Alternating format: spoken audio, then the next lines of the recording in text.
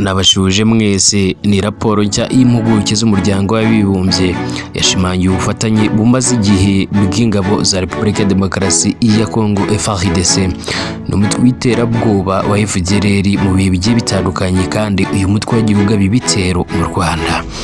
Ni raporo kandi igaragaza ko ibibazo by'umutekano muri Repubulika ya Demokarasi ya Kongo byakomeje kuba bibi cyane no kwiyongera mu ntara za Ituri, Kivu y'Amajyepfo ndetse na Kivu y'Amajyaruguru, mu gihe iki gihugu n'ubundi cyitegura amatora akomeye mu kuza umwaka wa 2023 ishingiye n'ubundi ku maperereza yakozwe kugera ku itariki ya 15 Mata umwaka wa 2023.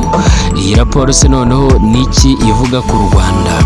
Irasaba iki u Rwanda? Irasaba iki leta ya Kinshasa? Niki se isaba imitwe igiye itandukanye irimo nka M23 ikomeje kotsa igitutu Repubulika ya Demokarasi ya Kongo ndetse n'iziza FDLR? Ngo ikaze rero mu biganiro byacu nk'ibisanzwe. Yitwa Emile Karabugire, akazi kanjye kamwe rwose no kukugezaho byinshi bitandukanye biba biri gutredinga hirya no hino mu isi. Waba uri mu Rwanda rero cyangwa se hakurya y'imbibi z'u Rwanda, ngo ikaze nkwibutsa ko byoroshye kubana natwe no gukanda ahanditse subscribe, ubundi ukabasha kuzajya ukurikira amakuru yacu ajya atanganye agezweho.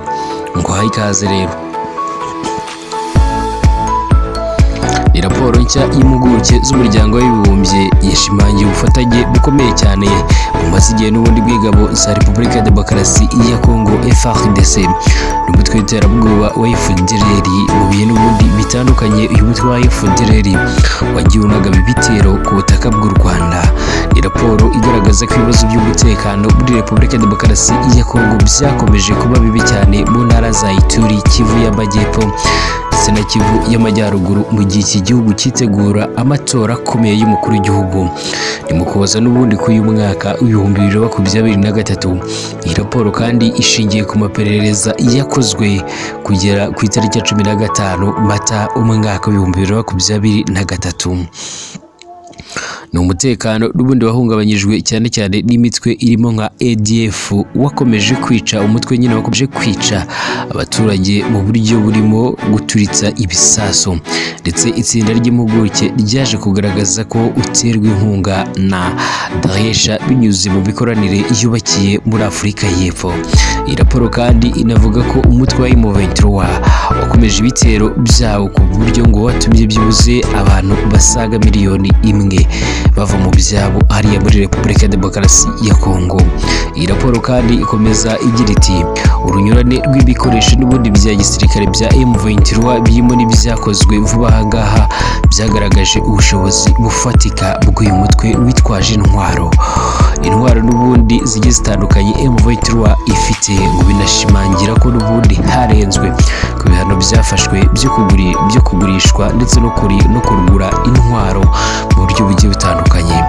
Amashusho ngo agaragaza abarwanyi ba M23 bambaye imyenda isa, ingofero n'ubundi za gisirikare za Kevlar ndetse n'amajirenti atijerwamo amasasu, bakagira n'ubundi na radio za gisirikare zibafasha, n'ibikoresho bibafasha n'ubundi kureba nijoro, ndetse n'imodoka za gisirikare n'ibindi bikoresho bigiye bitandukanye kandi bigezweho.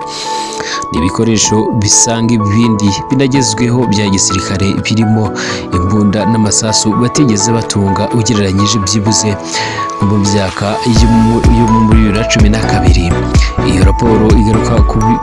Iyo raporo kandi igaruka ku birego byo gushinja u Rwanda kuba muri Repubulika ya Demokarasi ya Kongo, haba mu gufasha umutwaye mu 2023 cyangwa se mu bikorwa bya gisirikare n'ubundi mu kugaba ibitero cyangwa se mu guhangana na FDLR n'indi mitwe yitwaje intwaro yo muri icyo gihugu. Ibimenyetso bishingirwaho n'ubundi ngo ni amafoto yagaragaye y'abantu bambaye imyenda isa n'iya RDF igisirikare cy'u Rwanda, ni muri Rucuro, Masisi, Nyiragongo hagati yo Gushyingo umwaka wa 2022 ndetse na Werurwe 2023. si ubwa mbere kandi iyi ngingo y'imyambaro ivugwa n'ubundi, icyakora byagaragaye kenshi ko ishobora gusa bitewe n'ubundi n'uyigura cyangwa se n'uwayiguze.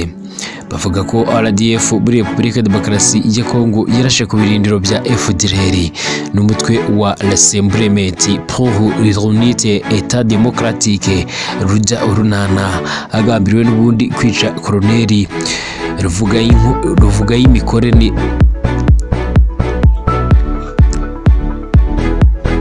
hagamijwe kwica n'ubundi Koloneli Ruvugayimikore Protégé alias Rurinda uri mu bayobozi ba FDLR, ndetse na General Pacifique Ntahunguka alias Omega, ndetse n'indi mitwe bakorana hariya muri Repubulika ya Demokarasi ya Kongo. Muri abo kandi hanavugwa ko n'ubundi mu Kuboza umwaka w'ibihumbi 2022 hishwe Koloneli Gavana wari umuyobozi wa Ruda Urunana. Raporo igaragaza ko umutwe wa FDLR ukorana byeruye n'ingabo za leta ya Kongo, ndetse ngo ubu bumwe n'ubundi bwafashe indi ntera mu ntambara ya M23. FDLR kandi hamwe n'indi mitwe ngo byaje gushyira hamwe n'ubundi birema ihuriro rishya bise Congolese Patriotique Resistante rirwanya M23 rifatanyije na FARDC. Raporo ikomeza igira iti ubufatanye buhuzwa n'abasirikare bakuru ba FARDC baha iyo mitwe intwaro, ibikoresho bya gisirikare n'ibijyanye